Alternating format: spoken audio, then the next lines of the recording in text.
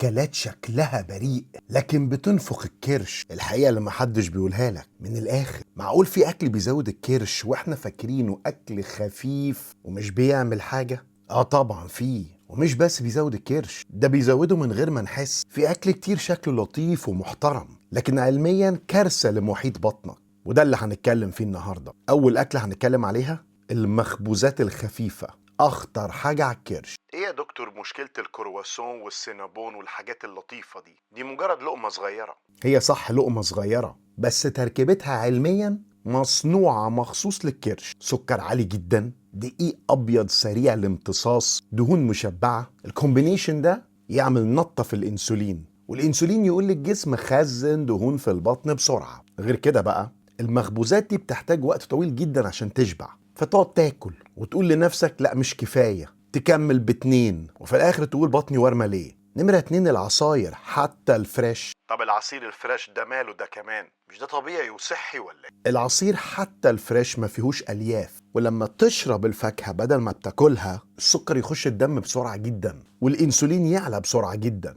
والدهون تتخزن بسرعة جدا خصوصا حوالين البطن. المفاجأة التانية بقى، كوباية عصير برتقان واحدة بتاخد من 4 ل5 برتقانات. انت لو قاعد بتاكل عمرك ما هتاكل 5 برتقانات مرة واحدة، هتاكل واحدة وتقول كفاية، لكن لما تشربه هتخلص 5 برتقانات في ثواني. ده غير حاجة تانية، العصير ما بيشبعش، فتفتكر نفسك لسه جعان وتاكل فوق العصير، وده أساس الكرش الصامت. تالت حاجة المعجنات والمكرونات خصوصا بالليل. طب ليه المعجنات تعتبر كارثة خصوصا بالليل؟ اشمعنى بالليل ومش أي وقت تاني؟ لأن الجسم بالليل معدل الحرق فيه بيقل جدا، النشاط طبيعي بيقل جدا، الانسولين اقل حساسية بالليل. المكرونة والمعجنات مليانة نشويات سريعة بتمتص بسرعة جدا، لما ناكلها ترفع الانسولين جدا في الجسم، وفي نفس الوقت الجسم ده مش عاوز يحرق في الميعاد ده، فيقول ايه؟ خليهم موجودين في البطن. بتلاقي الكرش بالليل بيكبر بسرعة من غير ما تاخد بالك.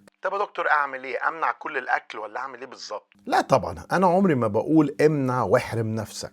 الحل انك تاكل بس بذكاء. بدل المخبوزات، اختار قطعة صغيرة، كل معها حتة بروتين او شاي من غير سكر. بدل العصير بالفاكهة الكاملة، بدل العشاء الخفيف، بدل العشاء التقيل ببروتين وخضار، وقلل النشويات. بالنسبة بقى المكرونة كلها بس الصبح او قبل التمرين مش قبل النوم. يعني انا لو قللت ال3 حاجات دول بس، ايوه الكرش هيفرق معاكوا في خلال اسبوعين. وده مش كلام ترند وتحفيظ، ده علم. اول ما الانسولين يبدا يقل، الجسم يبدا يحرق في دهون البطن بسرعه. طب يا دكتور انت ليه بتقول ان دي حقائق محدش بيقولها؟